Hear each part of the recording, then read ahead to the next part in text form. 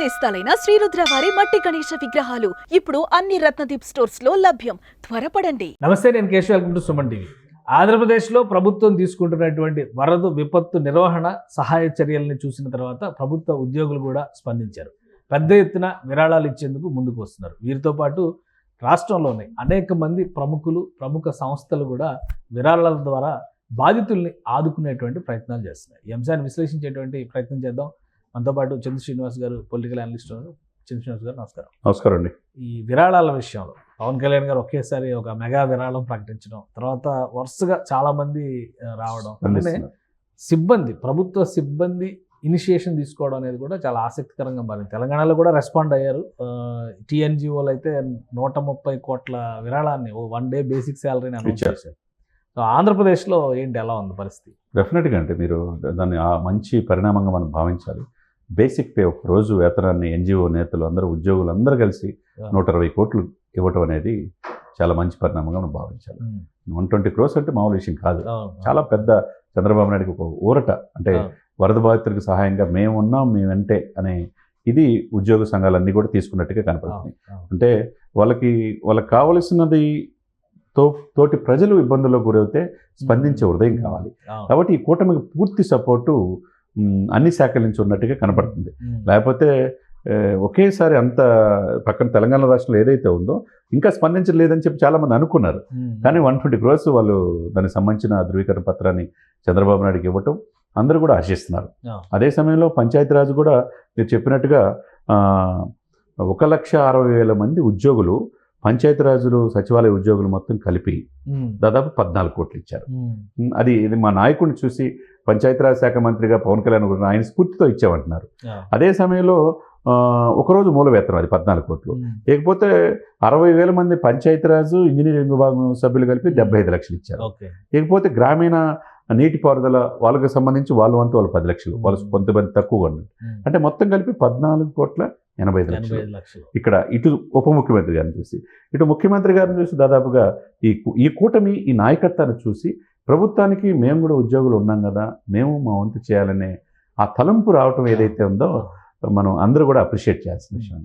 వీరితో పాటు ఇప్పుడు ఏపీలో చాలా మంది ఇన్వెస్టర్స్, అంటే మీన్స్ ఇండస్ట్రియలిస్టులు కావచ్చు, వ్యాపారవేత్తలు కావచ్చు, రాజకీయ నాయకులు కూడా, సీఎం రమేష్ గారు ₹1,00,00,000 అనౌన్స్ చేశారు. అది ఇప్పుడే తెలిసింది. ప్రభాకర్ రెడ్డి గారు, ఎంపీ ప్రభాకర్ రెడ్డి, ఆయన ₹1,00,00,000 కూడా మొత్తం కంప్లీట్గా ఆంధ్రప్రదేశ్కి, ఏపీకి ఇచ్చారు. సో అంటే ఈ మార్పు అనేది ఏ విధంగా చూడాలి మనం? డెఫినెట్గా రాజకీయ నాయకులు కూడా ఒక ఇది అనేది, ఒక సేవా గుణం అనేది చంద్రబాబు నాయుడు గారి నుంచి, పవన్ కళ్యాణ్ గురించి చూసి నేర్చుకున్నారా అని అనిపిస్తుంది.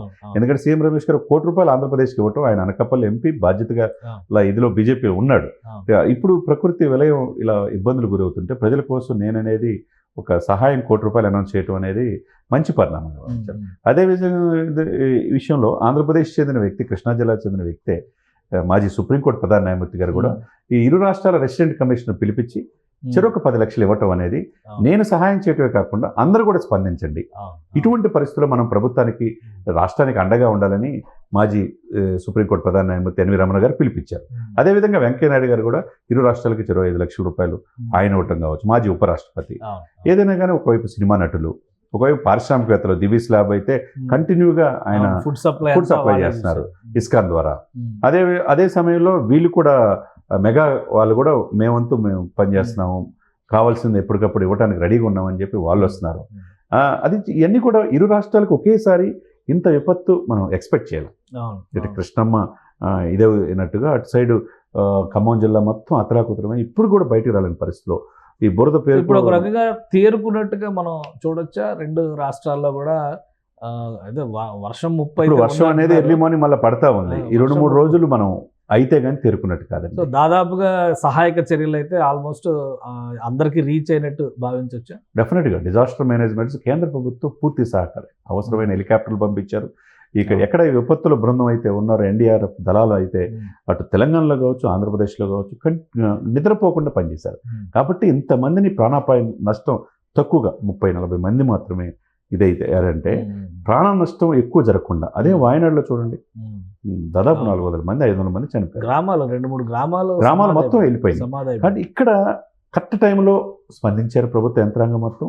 అందరూ స్పందించబట్టే ప్రాణ నష్టం ఎక్కువ జరగకుండా ఆస్తి నష్టం మాత్రం విపరీతంగా జరిగింది. వీళ్ళు ఎంత దానాలు ఎన్ని డొనేషన్ చేసినా వాళ్ళ నష్టం పూడ్చలేదు. కాబట్టి కేంద్ర ప్రభుత్వం ఉదారభావంతో కేంద్ర ప్రభుత్వం కూడా ఒక ప్రతినిధి బృందం ఆల్రెడీ పర్యటించడం మొదలుపెట్టింది, ఏపీలో అడుగు పెట్టారు. వీళ్ళు ఒక ఎస్టిమేషన్ వేసి ప్రభుత్వానికి నివేదిక ఇచ్చి విపరీతమైన నష్టం అంటే జాతీయ విపత్తుగా ప్రకటిస్తే ఎక్కువ బెనిఫిట్ నష్టపోయిన ప్రజలకి బెనిఫిట్ అవుతుంది.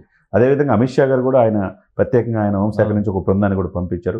ఇరు రాష్ట్రాలు ఒకే టైంలో ఇలా జరగడం అనేది ఫస్ట్ టైం అనమాట. కాబట్టి ఇరు రాష్ట్రాల ముఖ్యమంత్రులకి ఏంటంటే వీళ్ళు ఏదైతే పారిశ్రామికవేత్తలు కావచ్చు, తర్వాత పెద్ద పెద్ద ఫార్మా కంపెనీస్ కావచ్చు, దేశ విదేశాల్లో తెలుగు వాళ్ళ ప్రతిష్టని ఊడింపజేసిన ఇతర దేశాలు ఉన్న కూడా డాక్టర్లు అందరూ ఉన్నారు. వాళ్ళందరూ కూడా స్పందించే హృదయం ఉండాలి. ఆపన్నహస్తం ఇస్తే గనక కొద్దిగా వీళ్ళకి వెసులుబాటు ఉండి త్వరితగతిన ఎప్పుడైతే తేరుకోవడానికి అవకాశం ఉంది. ఎందుకంటే రోడ్లు పునరుద్ధరించాలా, రోడ్లు మొత్తం ఇదైపోయింది, బ్రిడ్జీలు, రైల్వే ట్రాక్లు కంప్లీట్గా పోయినాయి, ఇల్లు పూర్తిగా ఇదైపోయినాయి, బురదతో పేరుకుపోయింది 1 ఫ్లోర్ వరకు. దానికోసం ఆంధ్రప్రదేశ్ నుంచి అన్ని ప్రాంతాల నుంచి ఫైర్ ఇంజిన్లు తీసుకొచ్చి ఆ పనిలో వాళ్ళ యంత్రాంగం ఉంది. రెవెన్యూ డిపార్ట్మెంట్, పంచాయతీ రాజ్ శాఖకు సంబంధించిన అందరూ కూడా సమాయత్తమై వాళ్ళు త్వరితగతిన నిర్ణయాలు తీసుకుంటా ఎప్పటికప్పుడు నిధులు ఆటంకం లేకుండా రోడ్లు వేస్తే ఇవన్నీ కూడా సాల్వ్ అవుతాయి. ఒక ప్రాంతం నుంచి ఒక ప్రాంతం ఈ బురదను తీసేసేయాల. తర్వాత వాళ్ళు ఇబ్బంది లేకుండా ఓన్లీ కట్టుబట్టలతో ఉన్నారు, మొత్తం సర్వస్వం కోల్పోయారు. వాళ్ళకు కూడా అన్ని ఫెసిలిటీస్ కల్పించాలి. ఇవన్నీ రావాలంటే ఏదైతే ఇప్పుడు జరిగిన ఇది ఉద్యోగులు ఎలా అయితే స్పందించారో 100 కోట్ల రూపాయలు 120 కోట్లు అప్పటికప్పుడు ఇవ్వటం అంటే మామూలు విషయం కాదు కదండి. వాళ్ళంతా కూడా వాళ్ళు ఫ్యామిలీలు ఉద్యోగులు వాళ్ళ మీద డిపెండ్ అయి ఉండాలి కదా. అది మంచి పరిణామం. అదేవిధంగా పంచాయతీరాజ్ లాగా ఇరిగేషన్ డిపార్ట్మెంట్ ఏదైతే ఇస్తున్నారో మిగతా శాఖలు కూడా దృష్టిలో పెట్టుకొని మిగతా ఎవరైతే ఈ రాష్ట్రాల్లో వ్యాపారాలు చేసుకుంటున్నారో అది హోటల్ ఇండస్ట్రీస్ కావచ్చు, హాస్పిటల్స్ కావచ్చు. ఇప్పుడు యశోద ఫస్ట్ డేనే హోటల్ ఇండస్ట్రీ మొత్తం విజయవాడలో ఉన్న హోటల్ ఇండస్ట్రీ మొత్తాన్ని చంద్రబాబు నాయుడు గారు అప్పీల్ చేశారు, వాళ్ళు స్పందించారు. అదేవిధంగా ఇప్పుడు యశోద హాస్పిటల్ 1 కోటి రూపాయలు విరాళం ఇచ్చారు తెలంగాణలో. అట్లా కిమ్స్ కావచ్చు, యశోద కావచ్చు, అపోలో కావచ్చు, మెడికవర్ కావచ్చు, చాలా చాలా కార్పొరేట్ సంస్థలు. ఒక అరుదైన సందర్భం, మానవత్వాన్ని చాటుకోవాల్సిన అవసరం ఉన్నది.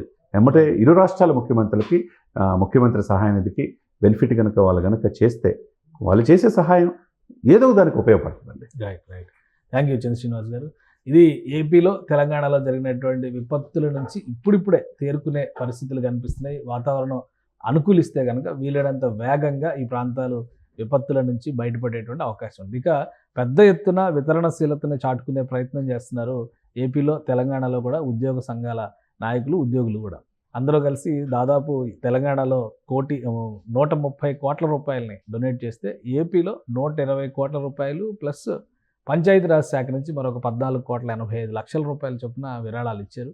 అదే స్థాయిలో మిగతా వారు కూడా స్పందిస్తున్నారు. అలానే ఇది ఒక మానవత్వానికి సంబంధించినటువంటి అంశం కాబట్టి వీలైనంత ఎక్కువ మంది స్పందించి వారందరూ అక్కడ ఉన్నటువంటి ఈ వరద వలన ప్రభావితమైనటువంటి జీవితాలని ఆదుకోవడానికి ముందుకు రావాలని సుమన్ టీవీ కూడా ఆశిస్తుంది. ఇది special discussion. Keep watching. Suman టీవీలో మీ పర్సనల్ అండ్ బిజినెస్ ప్రమోషన్స్ కోసం కింది నెంబర్కి కాంటాక్ట్ చేయండి.